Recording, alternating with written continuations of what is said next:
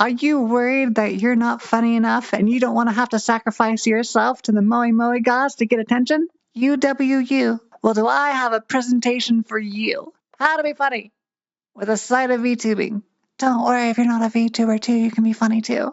The first rule of being funny is when you are having a conversation, you say yes and you don't talk down to them. You don't substitute their reality for your own. You don't be a teenager. So what does this look like in practice? I love trains. Cabooses are my favorite. Cabooses are really nice. You know what else is nice about trains? The conductors. I love conductors. They go toot toot when I go hoot hoot. The toot toots and the hoot hoots, they're amazing. I know, right? And then you get the foghorn. Doo, doo. You get to wake up like the whole neighborhood. The whole neighborhood can suck my lollipop. Well, I didn't expect it to go there. Next up in our docket list of telling funny stories to strangers is the who, the what, and the where. Because if you don't understand the relationship that you have with either your audience that you're telling it to or the people that are in the story, then it's no emotional stakes. If you just say, well, boy, howdy, I do love it here on this train station. I love it here too. It's real nice. This train station has all the tips and whistles and blow horns and waking up neighborhood. Well, boy, howdy, it's real nice. That's super boring. How do you tell a better story? Establish the who. Well, Mr. Police Officer, sir, I sure did not blow up that train station. Likely story. I see that you have dynamite on your t-shirt. Oh, I'm so sorry. That's from Hoodwinked. That is so much more interesting when you have attention there, when you're telling a story and you know who each other is. If you don't know who you're talking to or what the relationships are in the story and you're just spouting out facts, you can be a lecturer like this guy. My fellow craft, macaroni and cheese. Welcome to the State of the Craft Address. First, I'd like to talk about craft. Macaroni and cheese. Not to be confused with Kroger. Macaroni and cheese. Super boring. Ugh. And you know what we touched on that we didn't even touch on already is the where. Where is this conversation taking place? Boy, howdy, I love being here. Yes, being here is kind of cool. It has all the right things that I need to do the thing that I'm going to be doing. This is such an uninteresting topic. Where is your story taking place? It can have a character unto itself. And last but not least, what are you doing?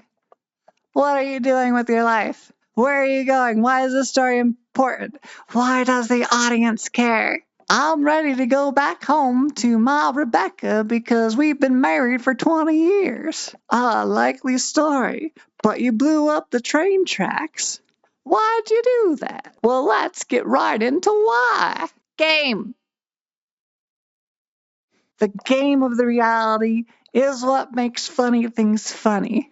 We have our base reality, we have our who, what, and where, and then we have the first weird thing, which is the guy blowing up the train station to get back to Rebecca. Well, it makes no sense to me that you would blow up the train that would take you back to your spouse. Well, you see, I just think that I want to have an explosive entrance when I come back to meet my wife of 30 years. Framing, justification. You frame the weird belief. Why would you blow up something if you wanted to go back home?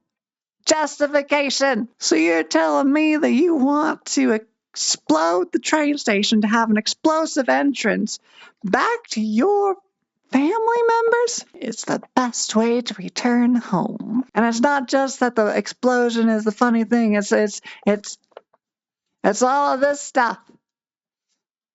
It's why you think it's normal. It's the why. It's the why. The why matters. Where did you get this kooky old idea? Well, when I was a young child, every 4th of July, we'd set off fireworks in hopes that our dear papa would come home after seeing them explode. Because, you know, they go real high up in the air, and if you hear a boom, That PTSD that father would have him running right back home. How do you heighten? What is a heightening thing? A heightening is when you yes and to the extreme and you make even more things. I put the dynamite in the pan of beans, just like you asked, 'cause I know that you like to have an explosive experience when you're eating. You've been watching them animes, and you saw all their clothing explode. Well, I've taken it to the next level. Heightening. That's what heightening is. It's taking the game that you just found and then expounding it up to an explosive level. So if you're riffing with your friends about something, not only do you just pound one dead horse into the ground, you heighten that beast up. You take that game and you analogize it and you put it over to the next best thing that you can put it over to. Hold up. Wait a minute. What about narrative? Is if you want to tell a compelling story, compelling story, you need a want. You need a want. If you don't have a want, nothing matters. Well, I want to go back home to my wife. Well, I'm sorry, sir. You're going to have to come to jail with me because you just blew up train tracks, and that's illegal. Take it away. Take the want away. Take it away. Or you can give it, but you can take it away, and that makes a story interesting. There's two ways to respond to having your wants taken away. Well, boy, howdy, mister. That sounds like a swell old time. Boring. Please, I just want to go back to my loved ones. This is the best time I've ever had. It's almost Christmas time, please. Better. Well, I'm sorry. You know what?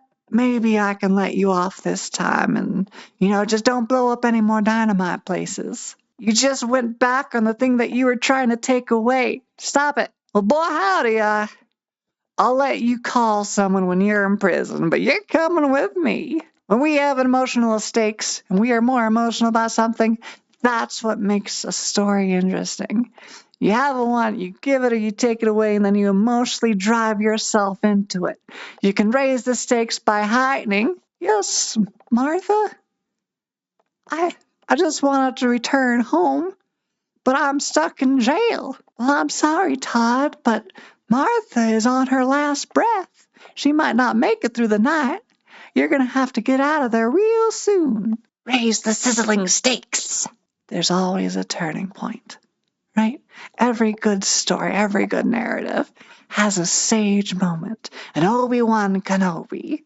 How long have you been in the joint? 4 minutes. I need to get back home. Why do you need to get back home? Well, I want to have an explosive entrance and make sure everyone's proud of me. That's just surface level. That's just for you. Why you? You're right. Maybe explosive entrance isn't what I really want. I just want to be cared and loved for. And I was using explosive entrances to compensate for my bad feelings. And that's the sage moment where you dig deep into the why, you dig deep into the what, and you find the true meaning that was always there all along. Martha, I was able to get out of prison by apologizing. I'm so sorry that you had a heart attack. It's okay. I just ate the explosive beans. That's what we call a callback. You have that good old resolution and you make everything all right. And you have yourself a narrative story that you can just tell to whomever to whatever. Okay, I just told you all of this crazy stuff, but what does any of this have to do with me sitting in front of a computer, playing video games, and talking to strangers all this time? If you're just sitting there, kind of being like, hey, I'm just playing my game, and I'm not going to really talk or do anything, that's super boring.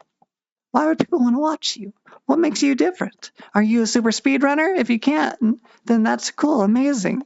But if you want to entertain someone, if you want to be funny, then you have to start telling stories. If not making things up, then embellishing your own ideas, making up narratives, or telling stories in a compelling way. And using these different tools of improv will help you get there. Help you think like, okay, how can I start constructing my stories in a way that makes them compelling and useful? As you practice improv, you'll find that your comedic timing will get better. The little things that I haven't mentioned, such as like blocking and pacing of story, timing, the different types of comedy. All of those things will come into fruition as you continue to practice being funny. Well, there's a couple of things that are going to be a little bit more tricky when you're in a live stream situation as opposed to real life. There's a delay in your VTubing. If you're trying to bounce stuff off of chat and your audience is chat, well, you're going to have like 30 seconds before your joke lands and they start laughing at it. Another one is physicality. I mean, I have this old kicks and flip tricks and kick flips right here in this old mocap suit, but most VTubers are just 2D pixels that just go like this the entire time. So how do you engage physicality? That's a question that you have to answer. Is it through little things that get bopped on your head, or is it different little emotes or stickers that you can put on yourself? Subtle movements and facial expressions, those are almost impossible. Now, volume is a weird one. Volume is kind of a technical issue, kind of a you issue. What I've realized is that I can be as loud as I need to be just by doing some stuff right here with my little thingy to make it so that I'm always louder than everyone else around me. Technology. There's so many issues and mistakes, and you have to figure out how to run with them, how to adapt, and how to make it so that you can still perform even when mistakes happen. There are some really cool things that you can do with VTubing technology. I mean, one is that you can have a conversation with anyone, anywhere, at any time. And another is that you can have any props or costumes that you want. You can learn to be funny. That's a skill that I have personally taught to several of my students. And there are so many more ways of making things funny that I have not even considered yet.